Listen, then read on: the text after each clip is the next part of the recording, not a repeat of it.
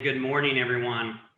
Thank you for joining us for a discussion of emerging trends in domestic corruption enforcement.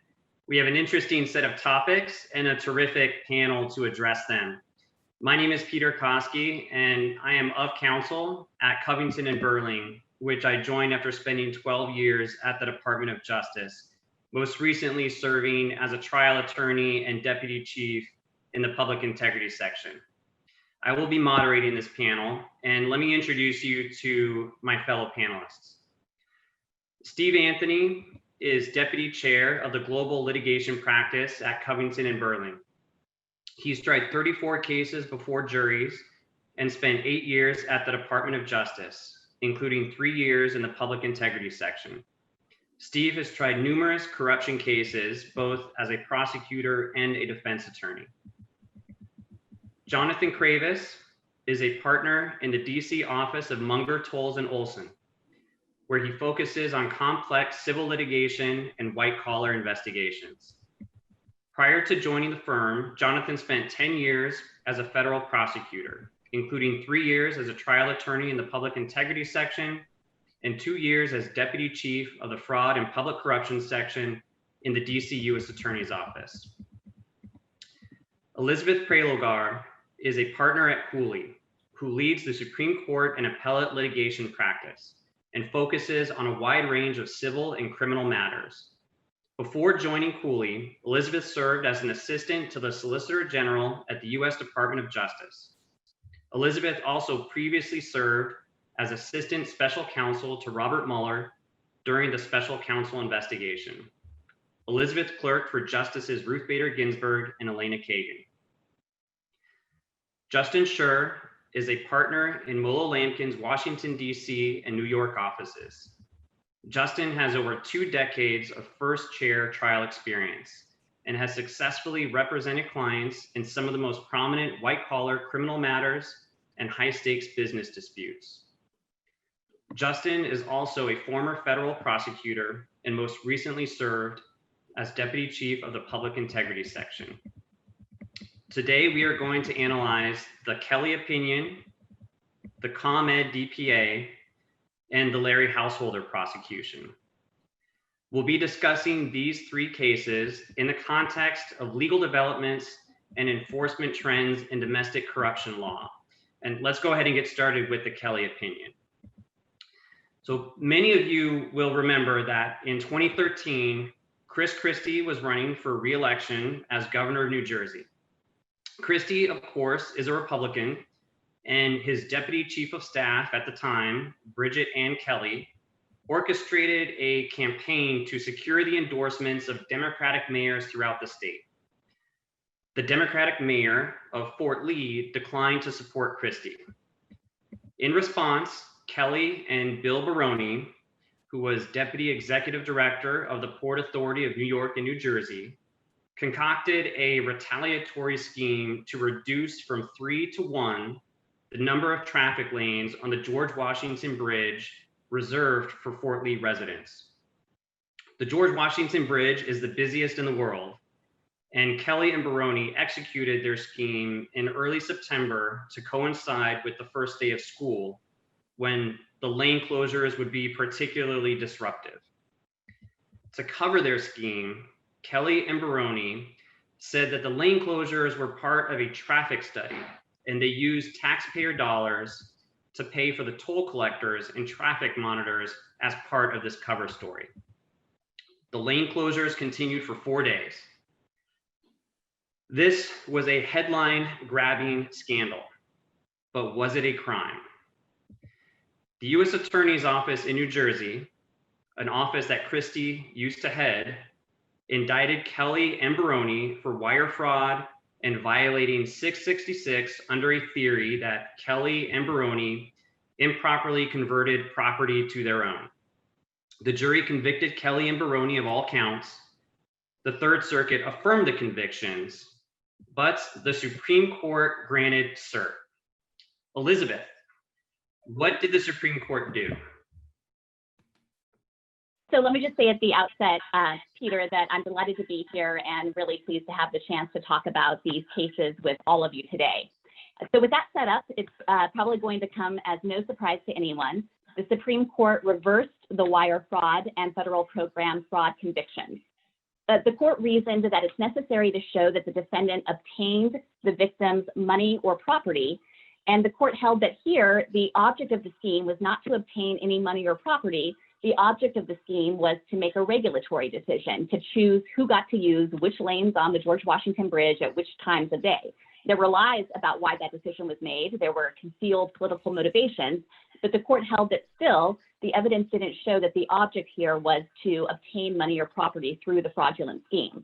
Now, the court recognized, as you've mentioned with these facts, that the scheme did cost the Port Authority money through the form of the employee labor. There was the extra toll collector who was employed and had to work overtime when the lanes were reduced down to one.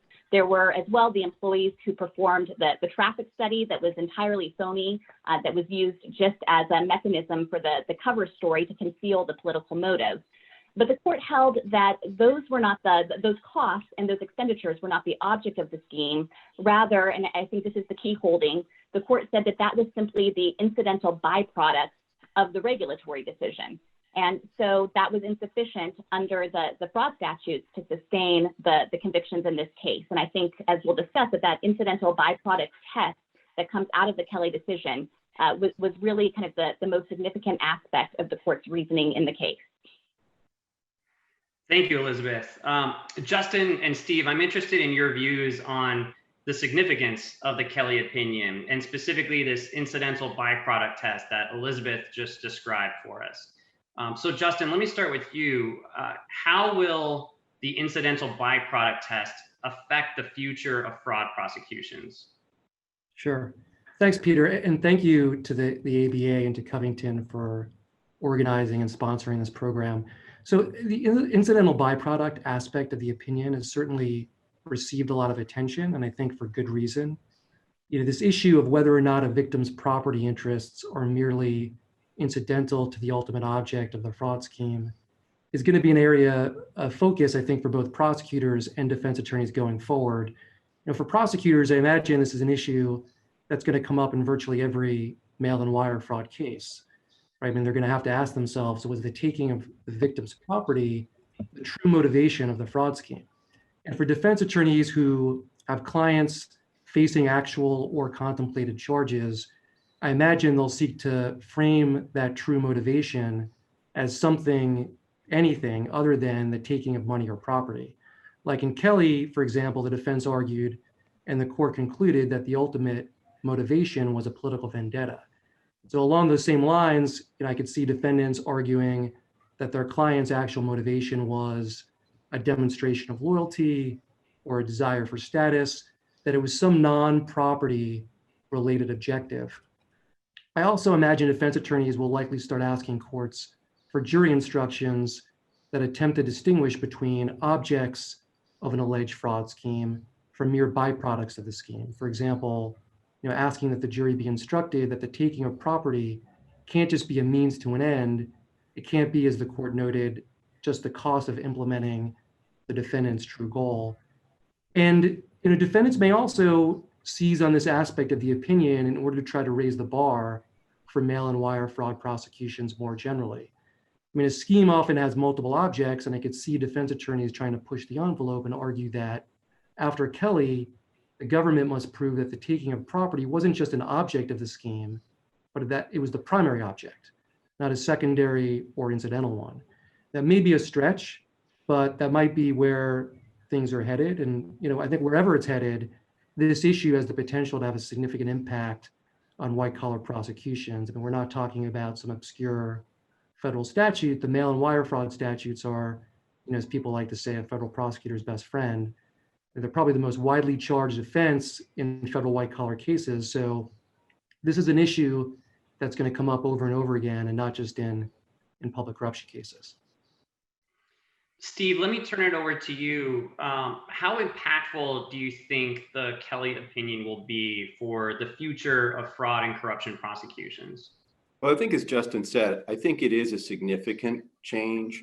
In the prior case, Cleveland, the Supreme Court said, really outside of the bribery and kickback situation, as in Skilling and McDonald, you have to have an actual scheme to obtain property or money.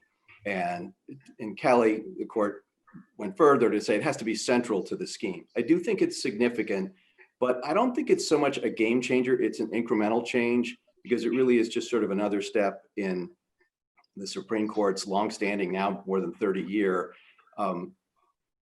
evidence of sort of discomfort at using the mail-in wire fraud statute to impose some kind of a notion of a federal standard of integrity on state and local governments.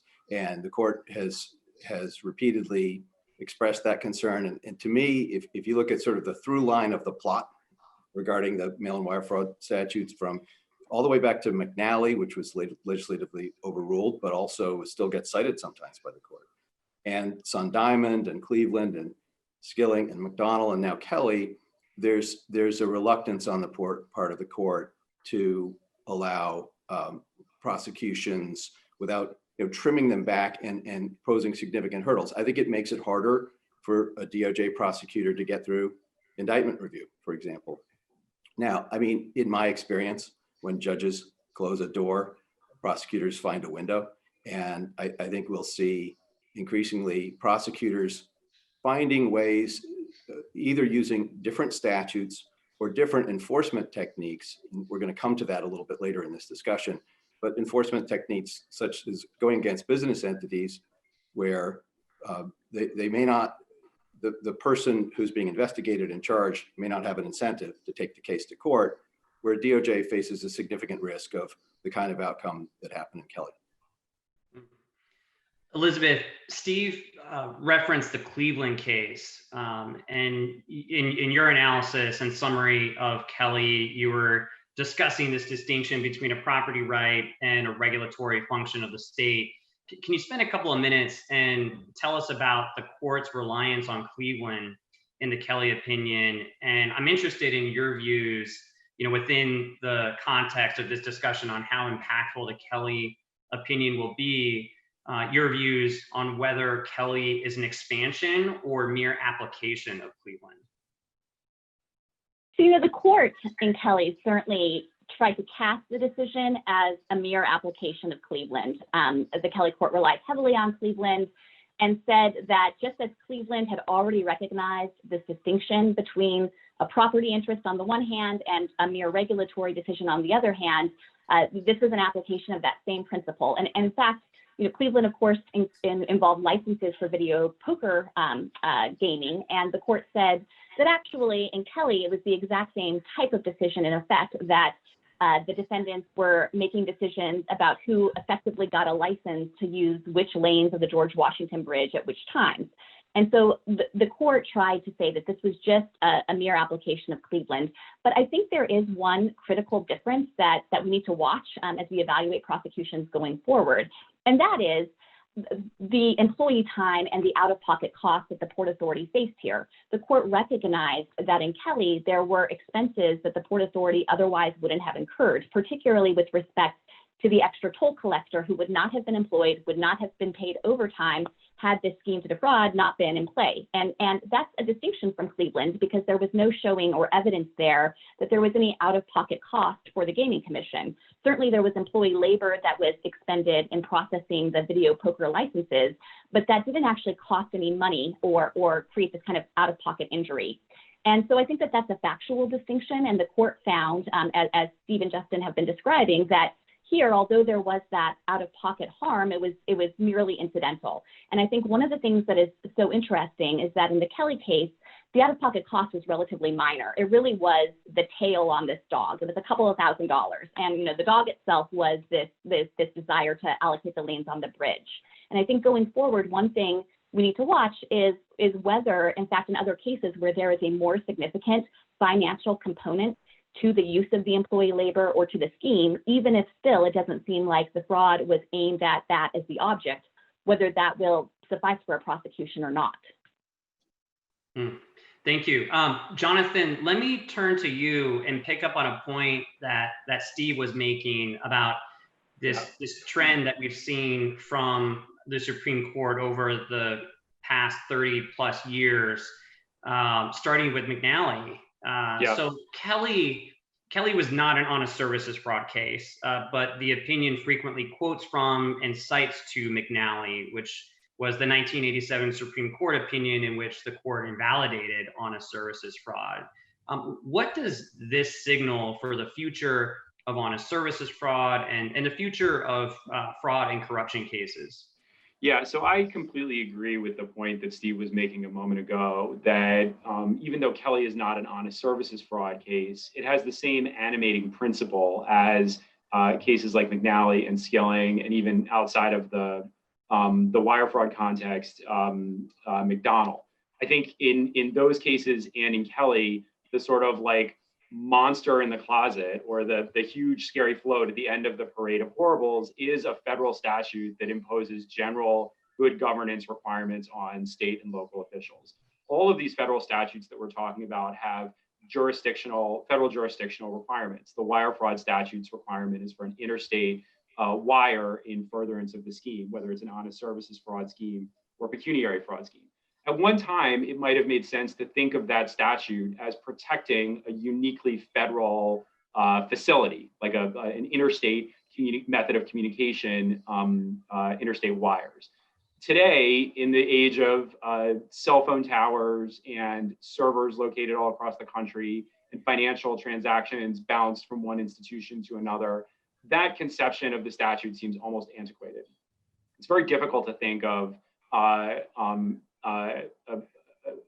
real honest to goodness corruption scheme that does not involve an interstate wire. And so I think the concern in these cases, in Kelly and in the others, is that as these jurisdictional requirements become easier and easier to satisfy, these statutes start to look more and more like just sort of general good government statutes, federal good government statutes imposed on state and local officials. And I think that is part of what the Supreme Court is pushing back against in these opinions. You see it over and over again in Kelly, that federal criminal law does not reach every act of corruption or every act of dishonesty by state and local officials. And so I think the implication for these kinds of cases, whether they're honest services fraud cases or pecuniary fraud cases going forward, are kind of twofold. On the defense side, Justin was talking a moment ago about arguments defense lawyers may raise going forward. I agree with everything on his list. And I would add one more, which is looking for the opportunity to make the argument that the government's theory of prosecution, theory of federal criminal liability in this case, if accepted, will lead to some sort of generalized good government regime for state and local officials. That is, trying to make the argument that the government's theory in this case is like the thin end of the wedge for a nationalized good governance regime. On the government side, I think one question is whether state and local prosecutors will step up to the challenge that the Supreme Court issued in the Kelly case. So the next time a state government official shuts down a bridge as an act of political retaliation, will the state's attorney or the district attorney with jurisdiction prosecute them under a state official misconduct statute? In effect, accept the Supreme Court's invitation to view these acts of corruption as regulated by state law rather than by federal law.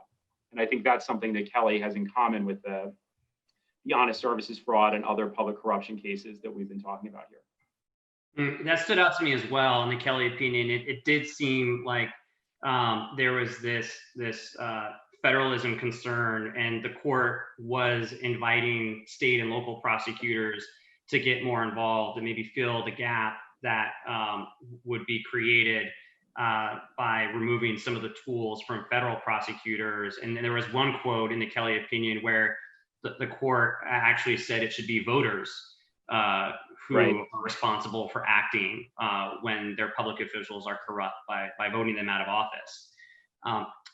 Elizabeth, let me pick up on this thread and turn it back to you. So, you know, we've mentioned McNally, there's Sun Diamond, of course, Cleveland, which we've discussed, Skilling, McDonald, and now Kelly, which are all these corruption cases that the Supreme Court has heard and used to narrow the scope of the federal fraud and corruption statutes over the past 30 plus years. And Jonathan explained what he views as the reason for this trend And I'm interested in your views on this, and specifically whether you think this is a trend that's going to continue, or whether you think we've now seen the most sort of narrow version of these fraud and corruption statutes. So, I think that the message the Supreme Court is sending is coming through loud and clear in this line of precedence, the long line that you've just listed. And that is that federal law and domestic corruption law is not to be used to criminalize what the court perceives to be, I think, routine political behavior. The court in Kelly recognized that there was deception here and corruption and even an abuse of power. But as Jonathan and Steve were mentioning, it said that wasn't the province of federal law, and that federal law does not criminalize all of this perceived misconduct. And so I think kind of looking forward at the future about where the trend is going here, so long as the federal government continues to press some of these cases that involve more inventive fact patterns, I think that probably there is going to be continued brushback by the Supreme Court.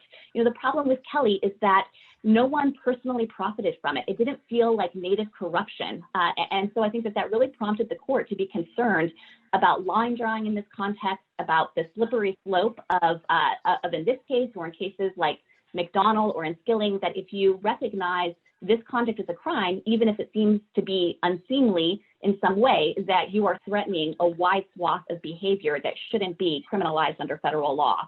And I'll just say as well, I think that actually what the court is doing here is it's signaling that there are potentially different solutions. One would be to have more precise federal regulation, to have Congress speak more clearly in these statutes. The problem with that, and I think the reason why often the federal domestic corruption statutes are written in a more open-ended fashion is because you don't want to have loopholes that can be exploited. You don't want to have lines that are so clear that those who are committing misconduct can easily evade them.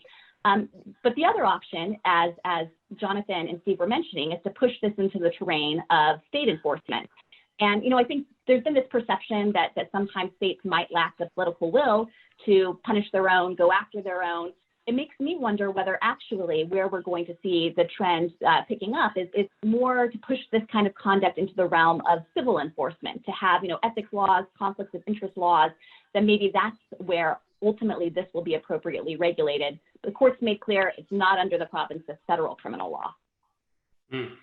Interesting. Well, speaking of the future of fraud and corruption prosecutions, let's turn to the Commonwealth Edison Dpa. And Steve, let me turn it back over to you. Maybe you can start by just giving us the background and setup for the ComEd Dpa. Sure.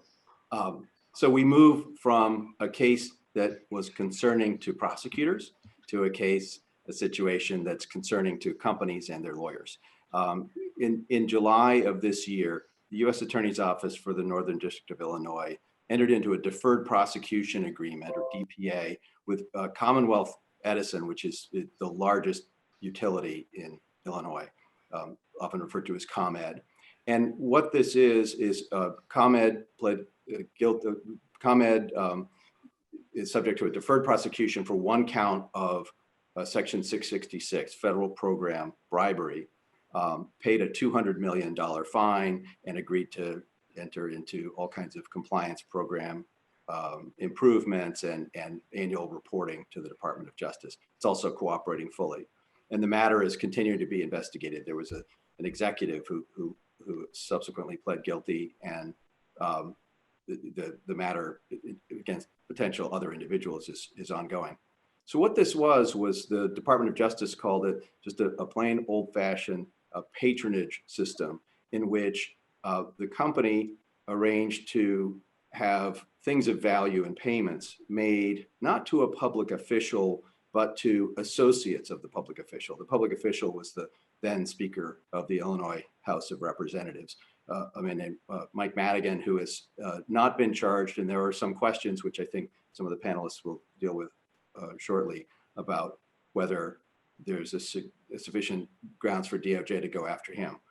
The reason DOJ went after the company was that what they alleged was a series of payments, mostly through third parties, such as contractual arrangements with a consulting company and an accounting firm and a law firm to move money to associates of the Speaker of the House in order to, typically under sort of no work or little work arrangements. And through that means that the company moved $1.3 million over a period of years between 2011 and 2019 to these associates of this public official.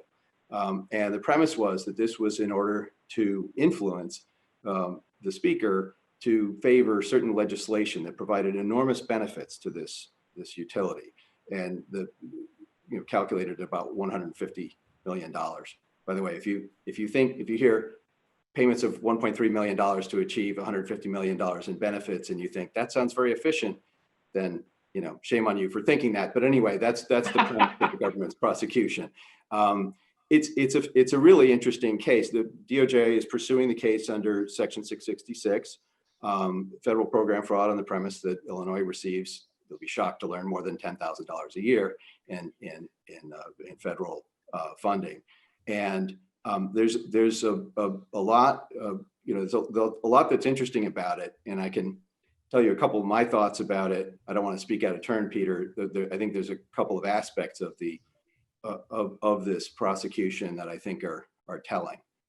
I'm interested in hearing those. And I mean, specifically, this is a corporate DPA in a domestic corruption case. I'm interested in your reaction, Steve, and also whether you think this signals a shift in how DOJ will investigate and prosecute domestic corruption.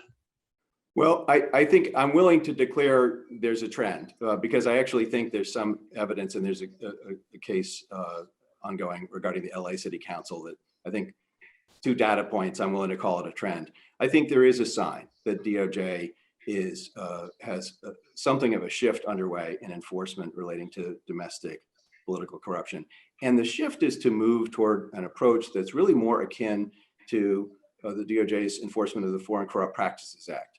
We're all accustomed to seeing FCPA settlements, DPAs, NPAs, and so forth, involving companies that provide a stream of benefits to a foreign public official or to associates of the foreign public official. The facts of the ComEd case and the way the department handled it make it look sort of strikingly similar to a kind of an employment practices case under the FCPA. You have movement of things of value, not to the public official himself, or at least there isn't an allegation of that, but to people associated with him in order to influence and motivate him to support this legislation that was going to help the company so greatly. You have, a situation where, the department, historically, the department would make its top target the public official. That is, in a domestic corruption case, right? Based on the notion that the public official holds a public trust, and maybe you'd have the payors, you'd flip them and go up the chain to get to the public official. Whereas in FCPA cases, often the public official is not within the jurisdiction, and because of the way the FCPA is written, you really go after, the DOJ would go after the company for engaging in these kinds of practices, kind of similar to those alleged in ComEd. So this is taking, I think, a page from DOJ's, historically quite aggressive and quite successful from the point of view of a prosecutor enforcement of the FCPA, and kind of importing it into the prosecution of domestic corruption. Also interesting is the fact that it's proceeding under 666. So seeming to focus on here, you don't have, in the context of federal program bribery, the same kinds of federalism concerns that Elizabeth and the other panelists have been talking about that have caused the Supreme Court to say, hey, we don't want to have a generalized standard of integrity imposed by the feds on state government. Well, this is relating to federally funded programs, and it's sort of protecting federal taxpayer dollars. At least that would be the premise underlying a 666 prosecution. So I think that the two really striking things are importing FCPA prosecution techniques and using 666. One other thing I'll say about the sort of pursuing a corporate resolution. As we've seen in domestic corruption cases, often public officials have an incentive because their entire career, their entire reputation, their entire life is on the line. They'll often take a trial. They'll take the risk of a trial. And if they get all the way to the Supreme Court, they may be in front of 9 justices who have the concerns that we've been discussed earlier in this program. Companies all think of Arthur Andersen. They all think we're not going to take a trial. And so the department can get a resolution of a matter from a corporation kind of in what is to DOJ a comfortable setting of its own conference rooms. Jonathan, let me pick up on Steve's point about corporate enforcement. Is this the start of a trend? I mean, should we expect more DOJ scrutiny of companies whose employees engage in bribery?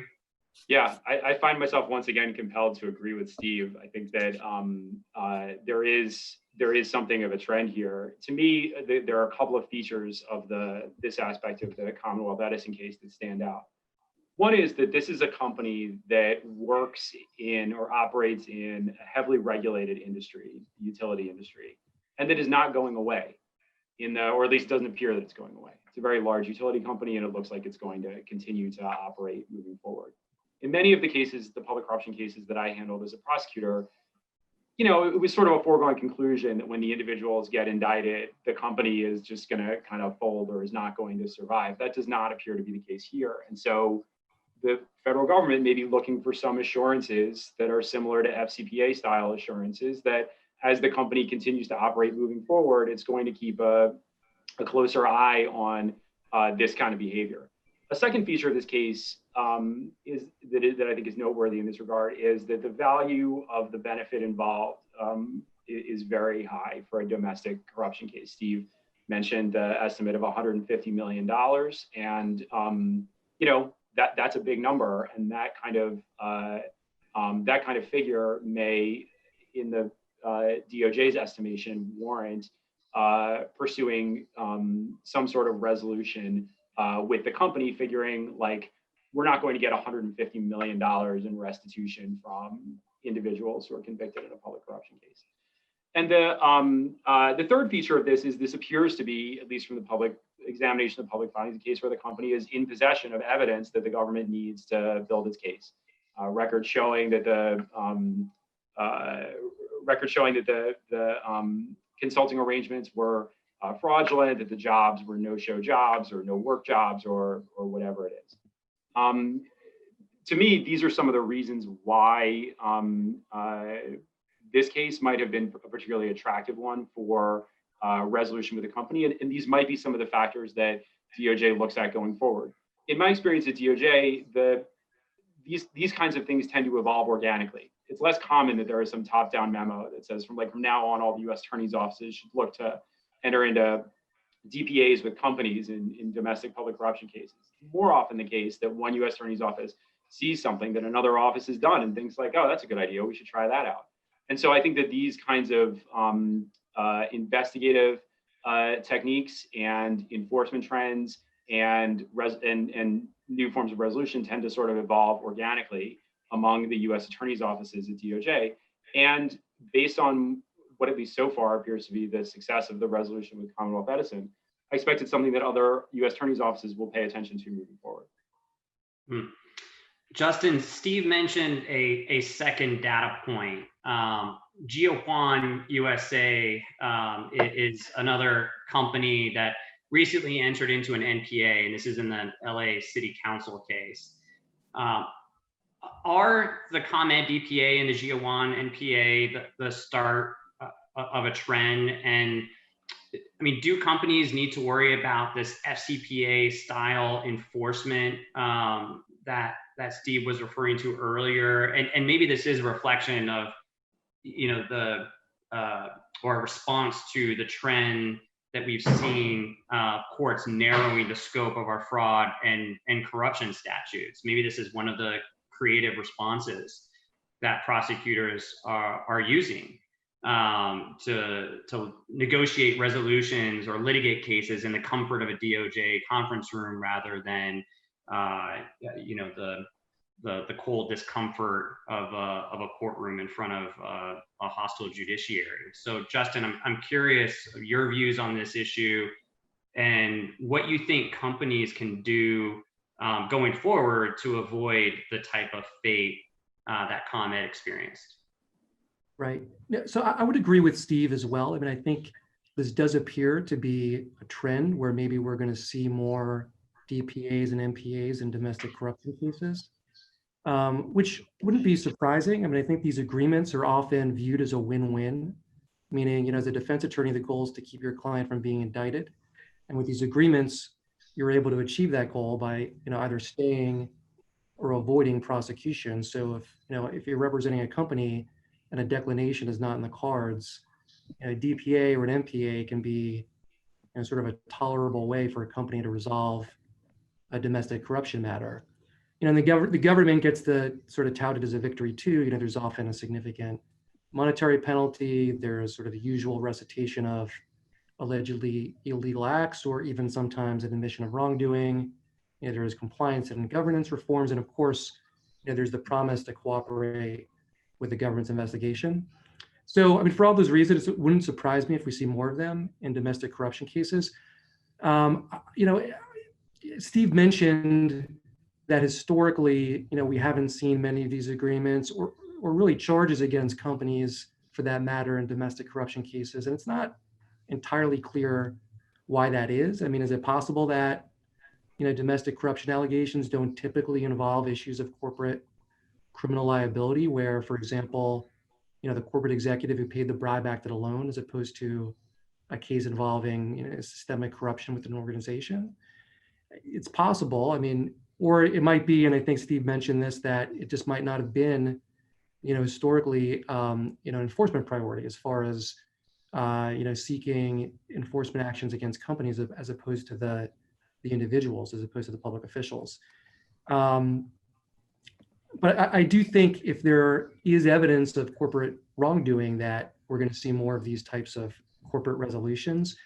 One other way to maybe look at this, though, is, as I was taking a look at the LA City Council case, one thing that sort of jumped out at me was the company at issue, if I remember correctly, was based in China. And, given the relationship between the US and China, it wouldn't, be all that surprising if during the investigation, the government had a difficult time obtaining foreign evidence it needed. Jonathan had mentioned, that there were corporate records that the government needed, in conducting their investigation. I mean, I'm guessing an MLAT request, was likely unproductive here. And, China's blocking statute, which places restrictions on the disclosure of documents to foreign countries, might have created, obstacles as well. And so, obviously I don't know this to be the case, but it's possible that the contractual obligations created by the NPA in that case allowed the government to overcome some of those challenges and, obtain the evidence it needed. The NPA, for example, contractually required the company to provide the government records that were located in China. And it contractually required the company to make employees located in China available for interviews with the government. So, maybe it's part of a new trend, or maybe this is just sort of a one-off based on a unique situation. I think as time goes on, we'll get a better sense of it. So bringing this discussion back to the ComEd DPA, Mike Madigan, who Steve referenced earlier, is the Speaker of the Illinois House of Representatives that ComEd is alleged to have bribed. Madigan has not yet been charged. Jonathan, is that a reflection of a weak case, a recognition by DOJ of the litigation risk in charging individuals likely to go to trial, or should we wait and see? I think I would say, wait and see is always the safest answer, right? I would say probably closer to the latter than the former, as I think Steve and Justin both pointed out. Individuals, as opposed to companies in the crosshairs of a public corruption case, are more likely to take the case to trial, figuring that they have to they have a greater interest in defending their reputation than in taking a guilty plea and reducing their exposure. And so I'm sure that the government is thinking about Madigan as a subject of the investigation that they need to be prepared to take to trial if they end up charging him. From looking at the public documents available in the case, one of the things that I've noticed is that the materials so far, the evidence that the government has described in the public filings to this point, have not shed much light on the evidence that the government has of the corrupt intent of Madigan himself. That is to say, as opposed to the corrupt intent of the people who were working at these companies in making the payments at issue for consulting contracts where no work was done, jobs where no work was done or very little work was done, and so on and so forth. I believe the government recently entered into a cooperation plea with one of the defendants in this case, which to me suggests that the investigation is ongoing, but that the government may not feel that they're quite there yet in terms of having all the evidence that they need to charge the public official. All right, let's shift now to another recent splashy domestic corruption prosecution.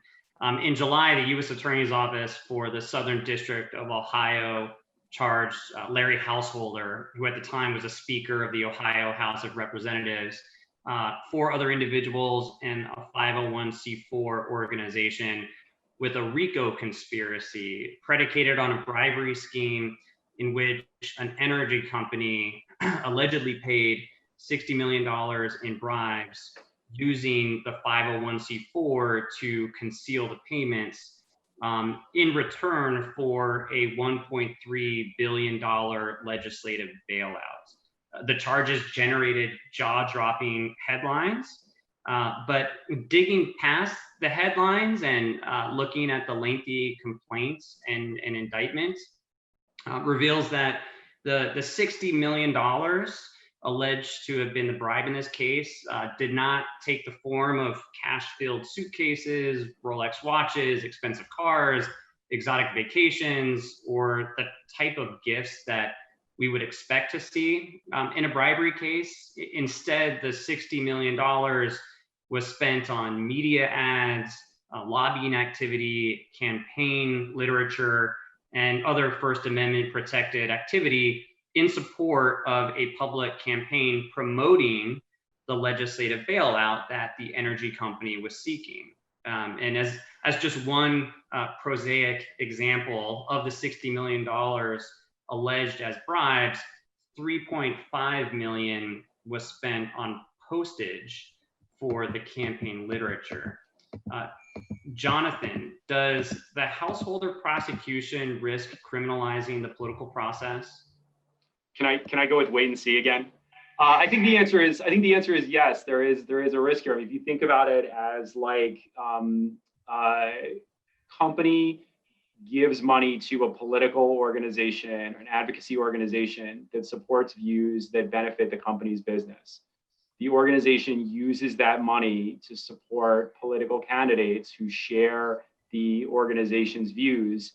Those political candidates, when elected, act as public officials in a manner that's consistent with the views that they express, that the organization supports and benefits the company. Like, that describes, I think, a large swath of American political activity in America.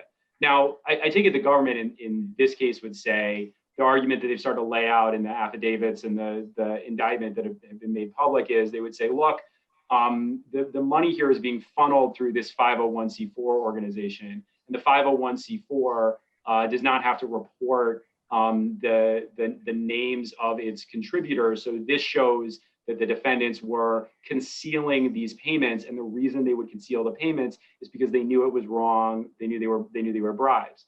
I expect that if this case ever ends up being litigated moving forward to a trial, the defense might argue, well, like, that is also another feature of American political activity, is that organizations that take money to support political causes often look for opportunities, ways they can organize themselves to avoid having to publicly disclose the identities of their donors. The indictment in the case suggests in a few places that the 501c4 was functioning improperly, that it was making expenditures that were not consistent with its 501c4 status, but there's no criminal charge in the case of the 501c4 itself or an individual affiliated with the 501c4 for violating the Internal Revenue Code or the Federal Election Campaign Act. So one of the things I think will be interesting to see here going forward, again, if the case gets litigated, is like, what does the government have to prove at trial about this conduct?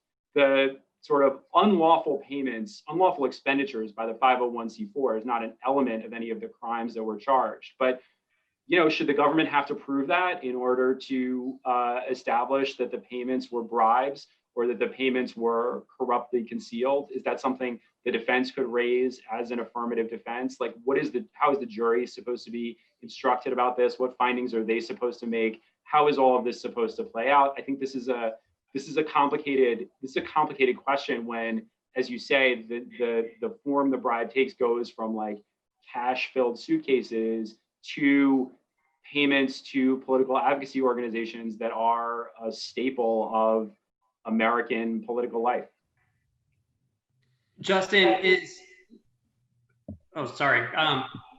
Justin, is this just a Saturday night as opposed to a Saturday morning version of how a bill becomes a law, and will it chill political speech?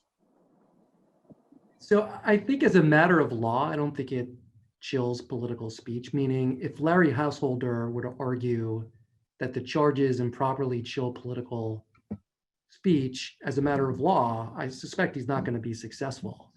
You know, while the First Amendment limits the government's ability to restrict political speech, the government can overcome that if it's able to show, among other things, that the restriction furthers a compelling interest. And courts have routinely held that preventing quid pro quo corruption is a compelling interest. In recent years, I mean, this issue has come up in cases involving campaign finance restrictions, which implicate political speech. And one well-known example of that is the Supreme Court's decision in Citizens United, which invalidated a ban on certain corporate political spending based on the First Amendment. But even then, the court recognized that there's a line between generally influencing the political process and hardcore quid pro quo corruption. And given the latter is not obviously protected by the First Amendment, I would expect that this type of constitutional challenge in either the Householder case or other similar corruption cases isn't going to fly.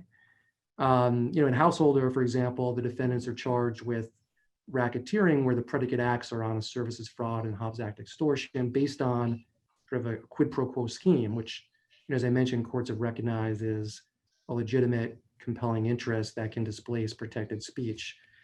I mean, that all said, you know, as a matter of trial strategy, it wouldn't surprise me if the defense tried to suggest to the jury that with this prosecution, the government has in fact chilled political speech, right? As we saw with Citizens United, the tension between the need to curb corruption in the political process and the importance of safeguarding First Amendment rights is an issue that, you know, is hotly debated and which understandably people feel very strongly about. And so I could see the defense trying to leverage that, for example, you know, in seeking jury nullification where, you know, regardless of the evidence, one or more jurors refuses to convict because they believe, you know, the prosecution was somehow improper or, you know, crossed the line. So even if it's not the basis of a legal challenge, I imagine, you know, if they're able to, this issue is going to be a theme raised by the defense at trial. Elizabeth, Justin and Jonathan both raised these complex First Amendment issues that are raised by the prosecution here. And the Supreme Court has held that a bribery count predicated on a campaign contribution requires a heightened level of intent. It requires an explicit quid pro quo because of the important First Amendment principles that are involved when citizens make campaign donations.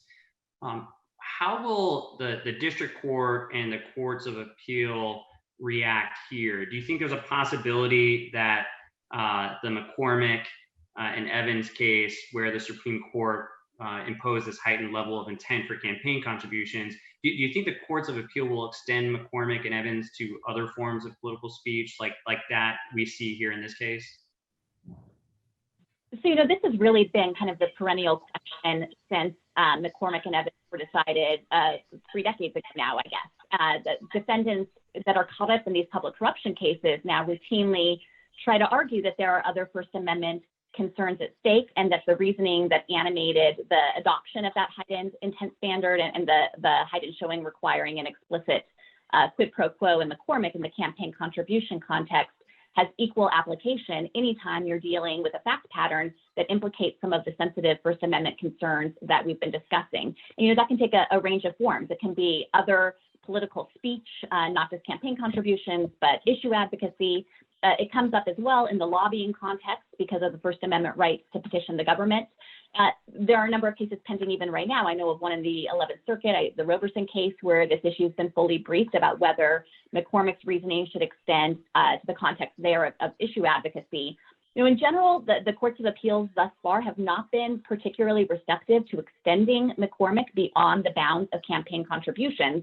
I think one of the interesting things about this case is that it will tee up some of these arguments. You look at the facts that are alleged in the complaint here, and you've got a lot of core First Amendment activity, obviously a lot of lobbying activity and activity around the ballot referendum, attempting to defeat that, which was going to reverse the bailout. You even have, campaign contributions in the context of the 501c4 contributing to the campaigns of legislators who were expected to be allies of Householder and to support his bid to become the speaker. So I think that definitely there is a swirl of First Amendment protected activity at stake here, and it will create the very obvious defense, just picking up on Justin's thread, of perhaps not saying that there is a direct First Amendment violation, but at least saying that the Supreme Court has already recognized in McCormick that you have to be careful when you're dealing with protected First Amendment speech in the political context, that sometimes triggers these heightened requirements, and that here, when you're looking at the conduct alleged, you have to apply those same First Amendment concerns to create a heightened showing on the government here as well. So I'll pick up on Jonathan's wait and see approach. We'll see exactly how it plays out, but I certainly think that it's a defense that will be raised and will get serious consideration. Steve, Jonathan mentioned the use of a 501c4 organization in this case as something that the government views critically as evidence of concealment. What impact, if any, do you think this prosecution will have on 501c4 organizations? The Larry Householder prosecution is a cautionary tale for every company, every trade association, every organization in the country. It's not very comforting to know that you'll be able to go, if you're an in-house lawyer, let's say, go to your general counsel and your CEO and say, I'm happy to report we have some really finely pitched, really brilliant First Amendment arguments once we go to court. Nobody wants that to happen. 501c4s are social welfare organizations. They're permitted to engage in lobbying in support of and in furtherance of their organizational purpose under 501c4 without limitation. As for political campaigns, they're permitted to do that as well, as long as the political campaigning part is not the organization's primary activity. And there's been a lot of discussion about what that means. Maybe there's some out there that go right up to about 49% of their activity involves support of political campaigns. The Householder case sort of illustrates the hazards of donating to 501c4s. I mean, even if the tax laws permit C4s to support the types of campaigns that the Generation Now C4 in the Householder case was engaged in, there's nothing that says DOJ won't come in and scrutinize the way the organization is run, particularly if there's some aspect of it that DOJ digs up that's concerning, such as money to benefit individuals or money that or benefits to insiders who head the C4. So as a donor to a C4, you really you may not know what's going on. Some of the themes we've heard in each of these cases, ComEd and Householder being examples, are there are bad emails. Somebody in your organization has written something dumb in an email. You don't necessarily know that when you're making a decision to support a particular C4 because you support their legislative objective. Our firm's election law practice and tax practice provides a service to our corporate clients and trade associations to vet C4s that they're considering donating to, look at the leadership, look at whether there's any kind of enforcement actions that people should be aware of, even to look at what law firm represents the entity, knowing how each election law practice that each law firm goes about its work, that can provide some basis, that plus obviously checking media and other sources can provide some basis to make a wise decision about whether to get involved with the organization. But you may have something where the IRS hasn't had any problem with this. And after the Lois Lerner blow up, the IRS probably has had its incentive to engage in enforcement somewhat trimmed. But maybe the IRS isn't looking into it. Maybe DOJ is, or maybe a state attorney general. Some of the state attorney generals have gone after nonprofits challenging in their own states, for example, challenging their status. So those are some concerns I think everybody should be aware of. There is one question that's been submitted. I'm going to try to incorporate that into this next question, which I'll turn over to you, Jonathan. And just for planning purposes, I expect we'll go about 5 minutes over it, and then we'll wrap up. But the question is, do you see the Supreme Court eventually cutting back on the reach of 666, which textually seems to sweep far more broadly than 201 or some of the other corruption statutes? And I have to say, of the Supreme Court corruption cases that we've discussed, I don't think any of them involve 666. Right. And in fact, maybe Right. just to emphasize the point of the question, the McDonnell opinion applies not only to 201, it applies to 1346 and the Right. Hobbs Act. But so far, the courts of appeal that have addressed the issue have said that McDonnell does not apply to 666. And so, Jonathan, in turning this to you, let me also point out and ask you about the significance of this. So DOJ charged RICO in the Householder case and in the LA City Council investigation, rather than charging one of the traditional corruption statutes. So, what should we make of this? Should we expect to see more use of 666 because McDonnell doesn't apply to it? Should we expect to see more use of RICO? I'm interested in your reaction to that. Yeah, Peter, I'm going to go out on a limb here and say we'll have to wait and see. I think that 666, on the one hand, 666 does not contain some of the statutory language that has been at issue in some of these recent cases. The words official act, for example, do not actually appear in section 666. In addition, section 666 by its plain terms criminalizes more than just bribes and kickbacks. There's misappropriation and there are other prohibited activities there. So it's not like a skilling situation where the scope of the conduct may be ill-defined. There are specific things laid out in the statute, and they're broader than just bribes and kickbacks. On the other hand, I think that some of the animating principles that Steve was talking about earlier apply here as well, in the sense that the requirement that the person be an agent of an organization that receives $10,000 in federal funds pursuant to a benefit or program, that is becoming more and more easy to satisfy as the arm of the sort of federal spending stretches longer and longer. And the McDonnell opinion noted some federalism concerns associated with its interpretation of official act. I think these considerations could apply equally to a section 666 case in the right circumstances on the right set of facts. My guess on this is that we have not heard the last on this issue, and that there will be in some way the issue of the scope of this statute as compared to the scope of the other federal anti-corruption statutes we've been talking about, honest services fraud, and so on, that this issue will come up. This will continue to this will continue to be an issue because of these kind of federalism concerns.